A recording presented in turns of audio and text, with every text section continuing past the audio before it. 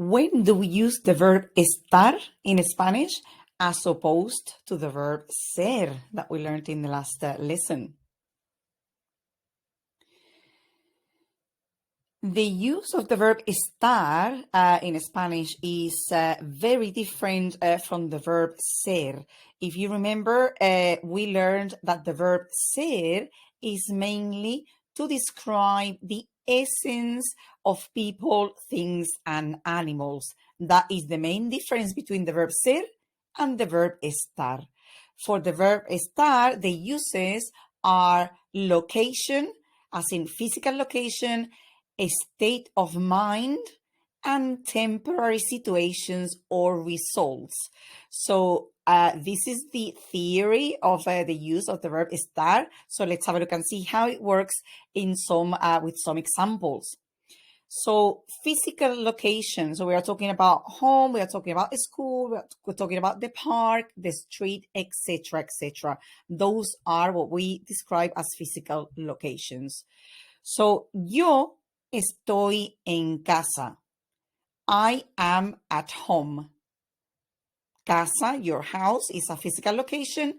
And before you ask, in Spanish, when somebody says yo estoy en casa, it means that I am at home, the place where I live. If I say yo estoy en la casa, that person is probably talking about a house that belongs to somebody else. So I get this question a lot from students, and I thought that I would include that as a bit of a bonus. So, yo estoy en casa, I am at home. Tú estás en la oficina.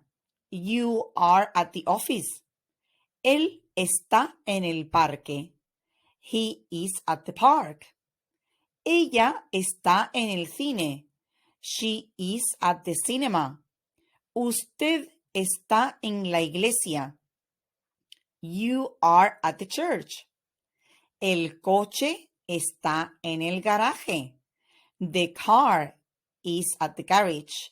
Here we have another example of how the third person of the singular in Spanish works with things. In this case, it's a thing, it's a car, so you would not be using it because if you are starting the conversation, you need to define what the subject is. So in this case, we're talking about a car, so we will be saying el coche in Spanish. The car is at the garage. El coche está en el garaje. So location. Nosotros estamos en el hotel. We are at the hotel. Vosotras estáis en la playa. You, plural, are on the beach. Vosotras estáis en la playa. Ellos están en el colegio. They are at a school. And again, before you ask, the word colegio in Spanish is a false friend. It doesn't mean college. It means a school. We are talking about primary and secondary education. Because the educational system is different between the UK and Spain. So to say they are at the school, ellos están en el colegio. And you will be talking about children of that age, primary and secondary education. Ustedes están en la farmacia. You, plural and formal, are at the pharmacy. Ustedes están en la farmacia. Las llaves están en la mesa. The keys are on the table. Again, in here we have an example. We are talking about something.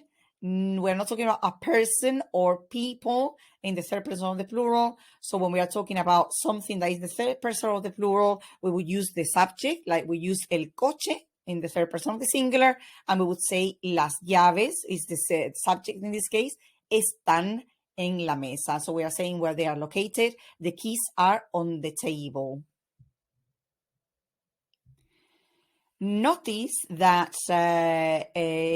all of the sentences in physical location in number one they all use the exact same preposition of location, which is the main preposition of location to use with the verb estar, which is the preposition en. So the English language has different preposition like at or in or on. In Spanish, your main preposition to say where someone or something is would be the word en. Use number 2. We use the verb estar to talk about the state of mind of somebody or to talk about temporary situations. For example, estoy bien. I am fine. Estoy segura. I am sure. Or hoy estás triste. Today you are sad. So notice that I've conjugated the verb to the subject, but as we have already learned, we can start dropping the personal pronoun. I don't need to say yo estoy bien or yo estoy segura unless I want to emphasize, but because the personal pronoun is implied in the verb, estoy in this case, then you can drop the personal pronoun and start getting gaining a bit more fluency like that in Spanish. In fact, we rarely use the personal pronouns in Spanish because the verb is already saying telling us all that information. So move on to the next example. Jose. In this case, we do need to use a noun because we need to identify who the person is. José está interesado. Julia está arrepentida. So José está interesado means Joseph is interested. So that's a state of mind.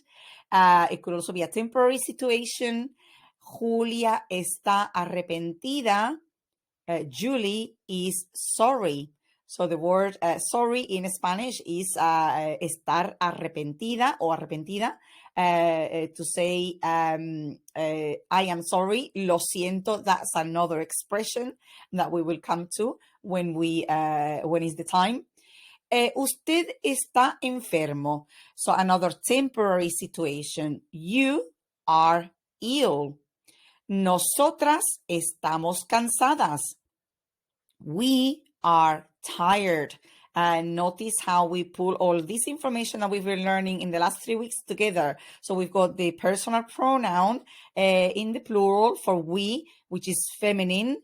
The verb estamos, first person of the plural, for the verb estar in the present of indicative, and cansadas. We've got tired, the word tired in Spanish. It needs to match in gender and number with the feminine plural, nosotras, so it will be cansadas, and then with the verb estar, which it will be a temporary situation, nosotras estamos cansadas, we are tired. Vosotros estáis hartos. You are fed up. Mi abuelo está preocupado. My grandfather is worried. Mis amigas están contentas. My friends are happy. So all of these adjectives, segura, triste, interesado, arrepentida, enfermo, cansadas, hartos, preocupado y contentas, they are all, what they have in common is that they can change. They may change. They may have a temporary situation, and in that case, we will be using the verb estar as opposed to the verb ser. Also, in the last sentence, just to clarify, there is another fake friend in there. So the word contentas does not equal content in English. So the word contenta or contento is when you want to describe somebody who is happy about something. So my friends are happy. Mis amigas están contentas, probably about something, because they've passed the exam or because they are traveling soon or something similar to that. And in the last use of the verb estar for this basic beginner's level, we use the verb estar for temporary situations or temporary results. For example, la puerta está abierta, the door is open, la ventana está cerrada, the window is closed, el hospital está vacío, the hospital is empty, and la piscina está llena. The swimming pool is full. So there you have another 4 adjectives that are opposite. Abierta, cerrada, vacío, llena. Obviously, remember that you can or that you must match the adjective with the noun if it's masculine or feminine, singular or plural. But this is how you can start or continue building your speaking skills and match all that information together. These 4 adjectives would be talking about something that is temporary, to be open, to be closed, to be full, or to be empty.